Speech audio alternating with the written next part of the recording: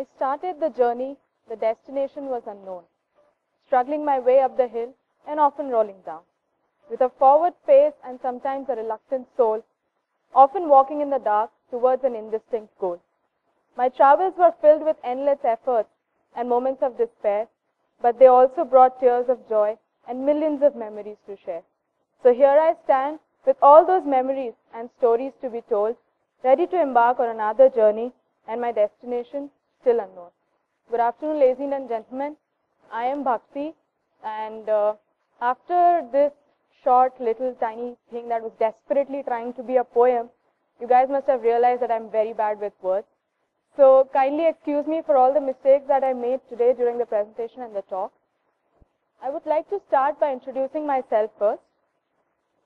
I am 22 years old, a student as told in the introduction.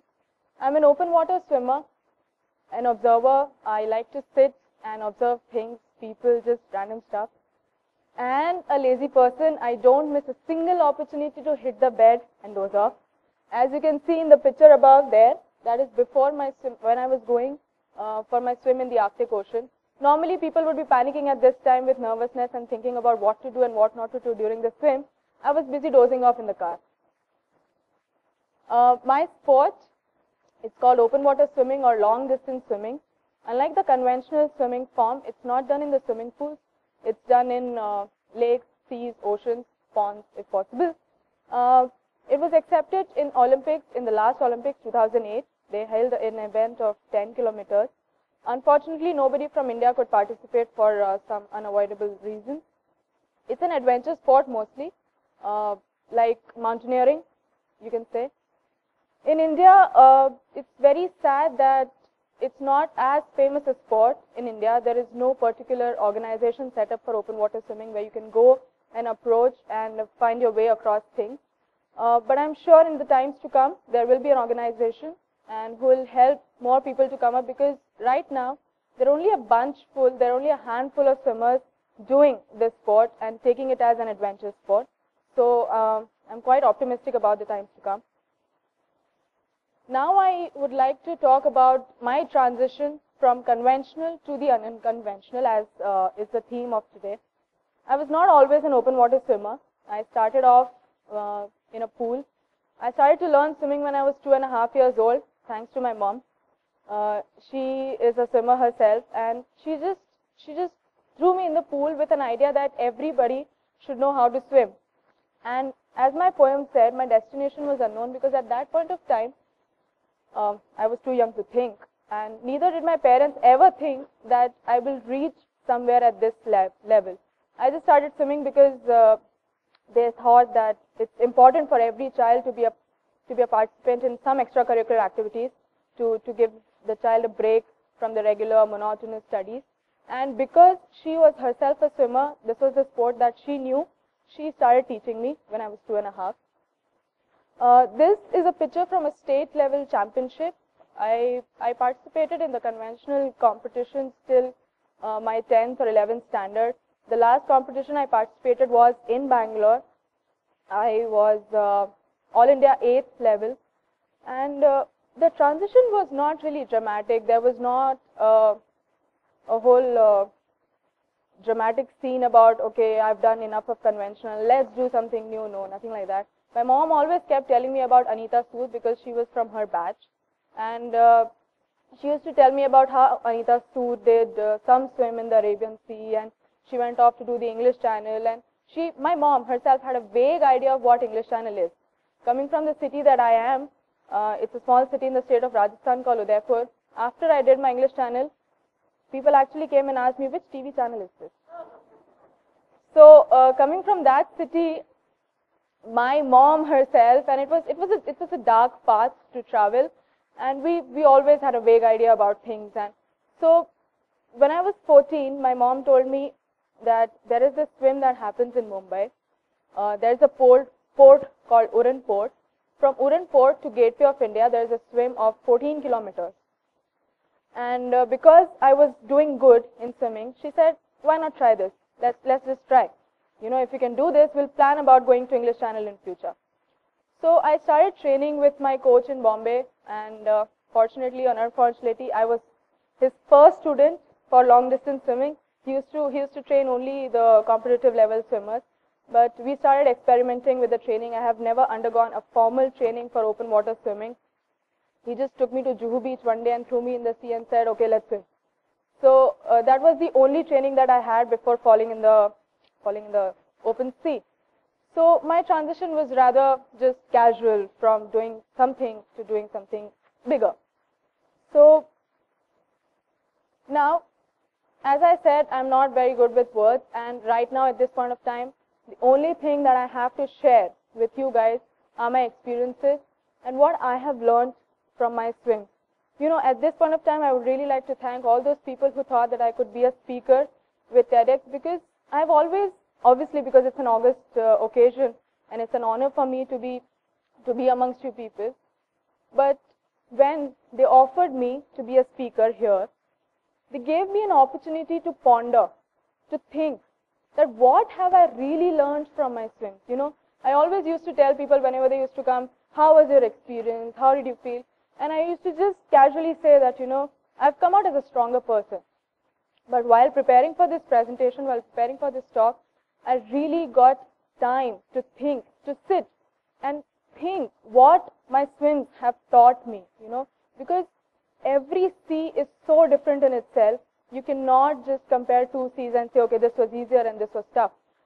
So every swim that I did had something to teach me which I could connect with and which I could use.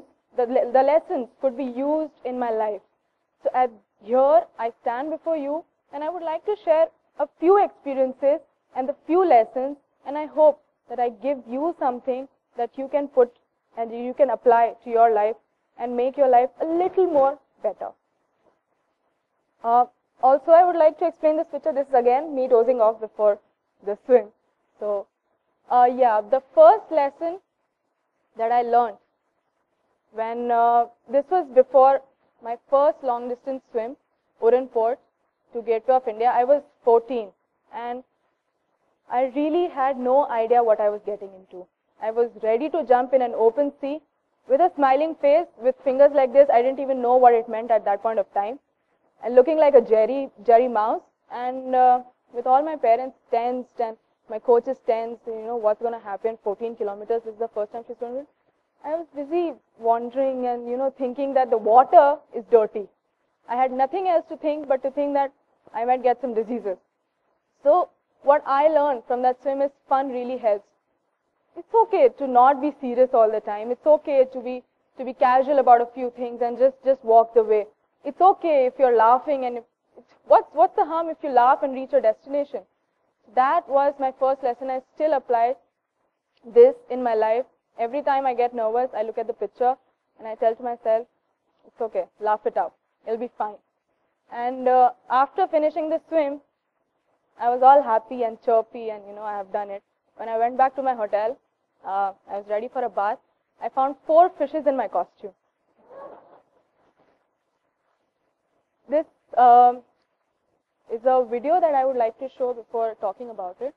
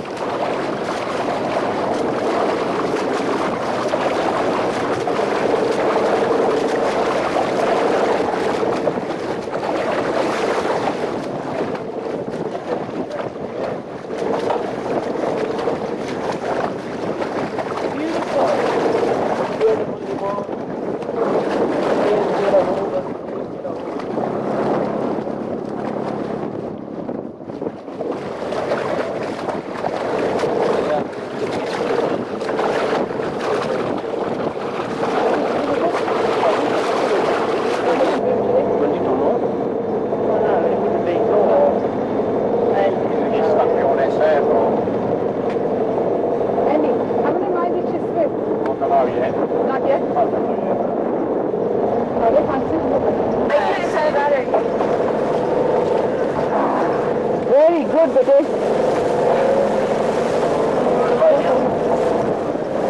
Good. No, that's fine.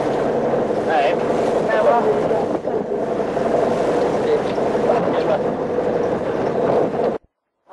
This was the video from, this was the last lap of my English Channel swim.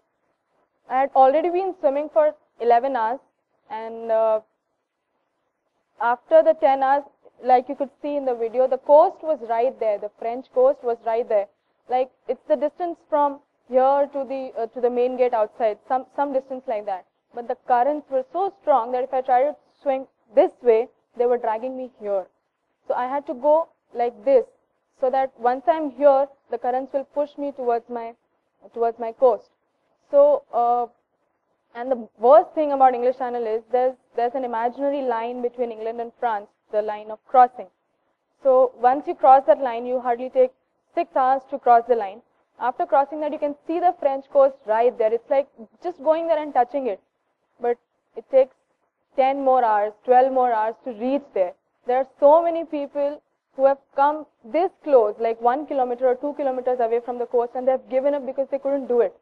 The success ratio of English Channel is only 20%. Every year, as many people go to swim across the English Channel, only 20% of them succeed. And I'm really happy to be one of those 20%. And I chose to show this video because at this point, when I was really struggling, I was not moving from a particular point. I was swimming, but I was not going ahead. And I was 16 at this time. I crossed English Channel at the age of 16. So that's the minimum age that you require to swim across. And my pilot and my observer, they told my mom that she's not moving ahead. I was struggling for 1.5 hours. At the same point, I could see a flag post right there. I'm swimming, seeing it there. Swimming, seeing it there. For 1.5 hours, I was going through that. And my pilot said, you know, she's just a kid. Let's pull her out, because they are really strict about the safety issues. So my mom told that to me, that the pilot is planning to take you out of the water. The pilot and the observer are really sweet people, really nice people, but at that point of time, they were my biggest enemy. Because they didn't know how much struggle, how much efforts I had gone through to reach here. You know, going from a country like India, being a girl where, unfortunately, being a girl itself is a major issue in most of parts of the country. My parents have always supported me, of course. My mom has always pushed me to do something better. My dad has always been there as my backbone to support me. And the pilot and the observer didn't know that once I go back from here, there's no coming back again. Because if you fail during a swim, you have to go back to your country, apply, pay the fees all over again, and then come back and swim, which might take years. So I knew that there are people waiting from my city who are expecting a lot out of me, who are expecting me to finish this swim. And they didn't know that, and they were planning to take me out. So I didn't say anything to my mom. I just stomped my feet in the water, which created a huge splash, and my pilot was that a fish? And my mom said, no, that's my fish. And I started swimming. I put my head down and started 4 strokes, 5 strokes at a time.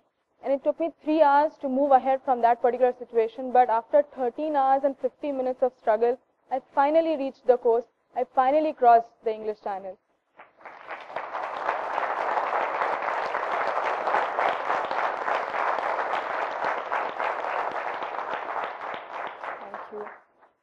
The thing that I'm trying to say here is, when I got down in the sea in the beginning, in the morning, when I started my English Channel swim, I didn't know what I had in me. Yes, I had trained for it. Yes, I had taken all the precautions. Yes, I was sure of doing it. But when this moment came, and when the energy came from within me, when the struggle came from within me, when my resolve got even stronger, that point of time, I came to know what I have in me. This situation made me know that I could be more than this. I could be more than just a kid. I could be more than just a swimmer. I could be something better. I could be something more. So please always know yourself. Never ever underestimate yourself. There will be situations where you can either give up and say that I don't have it in me, or you can make your resolve stronger, choose to fight, reach a destination and say, I tried and I did it. Expect the unexpected. It sounds very cliched, but I could not come up with a better line for this particular situation. After the English Channel, I was very happy. You know, I have done the English Channel. I have crossed the Mount Everest of swimming. No more swimming for me because I started at the age of 2.5. Until 16, I was swimming, and only swimming.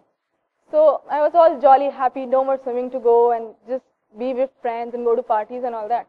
After a month, my mom came up with this new idea that there is a marathon happening in Zurich. It happens every year. It's called the Sri Chinmay Marathon, organized by Sri Chinmayji. And the whole theme of this marathon, he organizes a lot of marathon, like 24 hours playing music or running 24 hours or something like that. And this marathon was from swimming to a city called Rapperswil in Switzerland to Zurich. It's a lake. It's a 56 kilometers lake, but we had to swim a distance of 26.4 kilometers. So I went off for this event. When I reached there, I saw participants from almost 56 countries with proper training, proper suits, and they were all at the age of 30, 35, 40 or something like that. And I was still 16. And I was competing in the age group of under 40. So my competitors were 30, 35 years old. And okay, now since I'm there, I have to swim, right? So I got off in the sea and in the lake. They had provided us with a boat and a pilot to guide you through the route. They had provided us, and we were introduced to a pilot just an hour before our swim. So I would say this was one of the toughest swims because it was a lake. Before this, I had been swimming in seas, although I was practicing in lakes, but a competition like this was the first time for me. And it started raining unpredictably, and the lake water is still. So you really have to push hard, you really have to swim hard, because in the sea you can still expect the currents to push you. But in the lake there are no currents, the water is still. So you have to swim harder and harder and harder.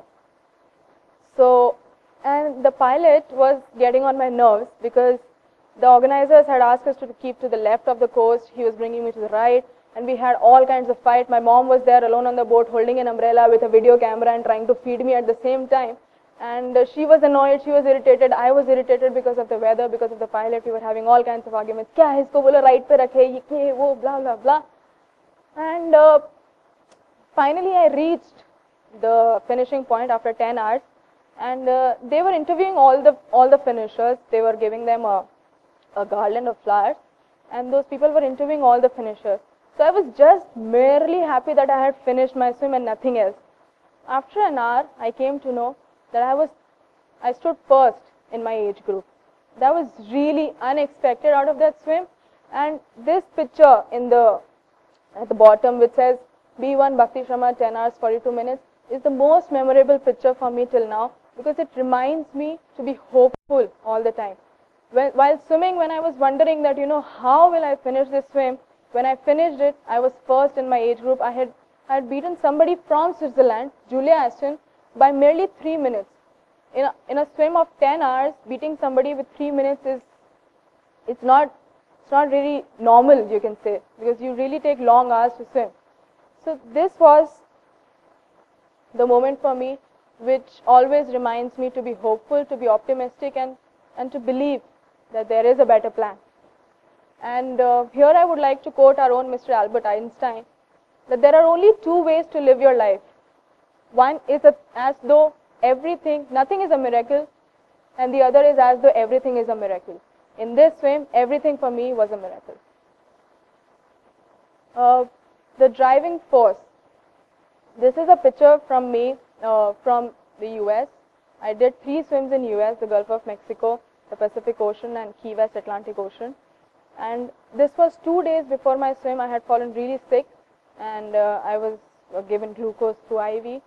And during the swim in Gulf of Mexico, the water is very tropical. This was my first experience in that kind of water. They have all kinds of fishes, they have all kinds of rays, they have all kinds of dolphins, and the water life, and everything possible in a sea they have.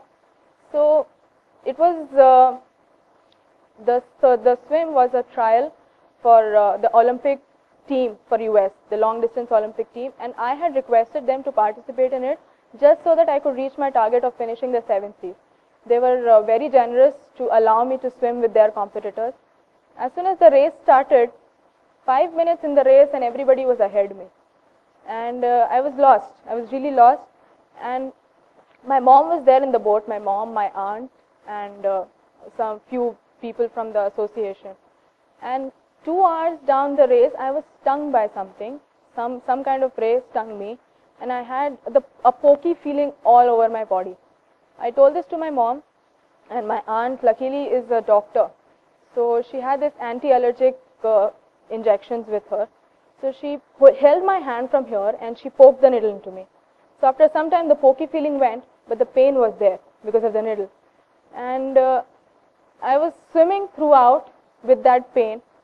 And I would be very honest with all of you, there was a point I really wanted to give up. I told my mom, I can't do this anymore. So my mom very diplomatically stands on the boat and says, "Dekh lo, see if you can do it." And I knew that if I come out, I'm going to get it from her. So I started swimming again, and swimming. We had to swim across the island. So and I was desperately waiting for my finishing point.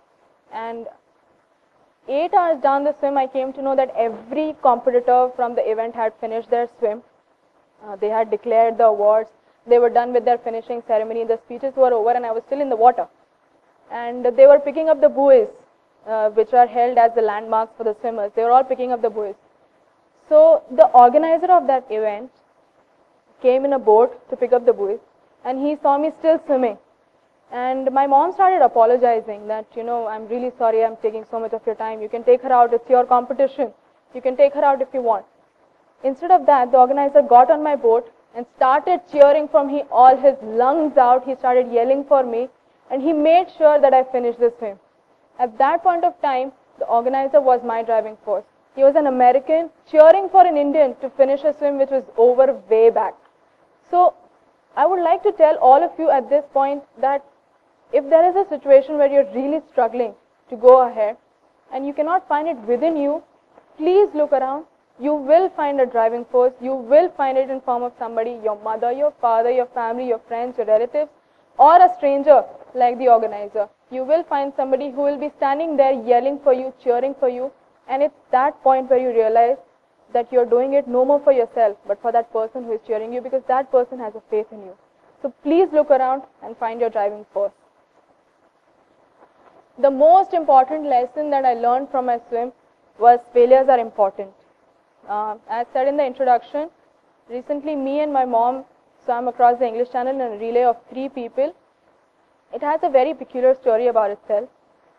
I was doing all my swims, and I was following my goal of swimming in 7 seas and in 4 oceans. And this girl from Jodhpur comes. I knew her because she was a fellow swimmer. And she comes and tells my mom that, I want to swim across the English Channel. Since you have trained Bhakti, I want you to be my trainer, and I want you to guide me through this.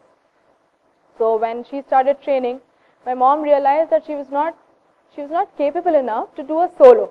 So my mom said, why don't you try a relay first, and then if you think that you can really do a solo, you go again next time. And with this idea, my mom always had this dream of swimming the English Channel herself, but due to her situation, she could never do it. So I was sitting there, and I told my mom, why don't we form a relay? You, me, and her, we'll form a relay. My idea was not to set up a world record. My idea was, for all this time, for all the 14 years and 16 years, for all this time, my mom was the one sitting on the boat and yelling at me, go ahead, go ahead, go ahead. And I was thinking, she doesn't know whatever I'm going through. She's just sitting and yelling there. So I told her, now you will be in the water and I'll sit on your head and tell you to do so. So that was my main idea, to form a relay with her and swim across the English Channel. But we formed a relay. We started training, me, mom, and Priyanka. We went to the English Channel. We started practicing there. And honestly, I was very confident. I was confident to the point of being overconfident that we'll do it. Because before this, I never failed a swim. So I was very confident. And this was a relay. In a relay, 2 people sit in a boat. 1 person swims for an hour. Then the person comes out and you swim. So your chance comes after every 2 hours. And for somebody like me who always has swum 16 hours at a stretch, 14 hours at a stretch, this was an easy task, sitting on the boat for 2 hours, swimming for 1 hour, then sitting on the boat for 2 hours and swimming for 1 hour. So I was pretty overconfident that we'll do it. So the dates in these two pictures are very important. This one is 14/7/2008. We attempted our English Channel relay on this day. My mom is busy greasing me. I was always a scapegoat. You go first. So she was busy greasing me, and I'm all chilled out. We'll do it. 9 hours down the swim, we all realized that we couldn't do it because we were strong, we were fit, and we were very good in the water. But the weather was stormy. There were waves of our height, and in the water we were all fine. But the moment we came on the boat, we were all throwing up. So 9 hours we were doing very good. We were quite close to the destination, and our pilot was very confident we'll finish it. But I was the one who said that I can't go further. My mom is a diabetic, and she was ready to swim. She was throwing up constantly, but she was ready to swim. But I said I can't go further because I was throwing up constantly. And at that time, I realized that it's done for us. The dream of achieving the Asian record and the world record is gone. And I had this guilt in me that it's because of me, because I gave up. I have done all my swims so well, and when it came to fulfilling my mom's dream, and when it came to fulfilling Priyanka's dream, I gave up. So I was all sad. And when we came back home, I had gone to the market in Dover, and when I went back, my mom was with the pilot, planning our next swim. And there were some supporters from India who had come with the team. They told us that you should go and tell the pilot that was his fault that he took you out in a stormy weather. So we all got on the pilot, the Indians that we are. We all got on him, and it's your fault. You shouldn't have taken us. You wasted our money. This, that, blah, blah, blah. And he decided to take us again on 23rd, 07/2008. And we finished the swim in 16 hours, and we set up a world record of being the only mother-daughter combination to swim across the English Channel. We set up an Asian record of being a 3-people relay and swimming across the English Channel. There has been no relay team from Asia with a member of 3 people. There have always been 6 people, 8 people, because the swim is so difficult. So we had 2 records in our name. Had I given up, I had already given up. Had my mom given it at that point of time, we would have never achieved it, because we would have never found the courage to take another bank loan and go all the way there. So from this thing, I learned the most important lesson of my life, that failures are important. They have something to teach you. Please accept failures, don't give up. As the very famous saying goes, that you have not lost when you fall down, you have lost when you refuse to get up again. So please accept your failures, see what went wrong. It's not that it might always be your mistake. There are situations, there are hard times. So accept the failures, learn from them. In the end, this is a picture recently taken. We and my mom were awarded the Kelvinator Great Women Awards for the world record. The swim where we failed first is the swim which brought us here. So I would like to conclude with a note that every accomplishment starts with a decision to try. Please dream. Please try to realize those dreams. The work is half done. Thank you.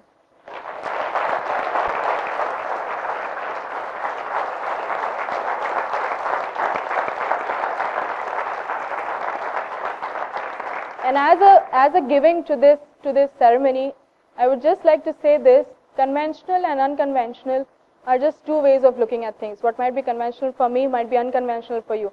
So it's on you which you choose.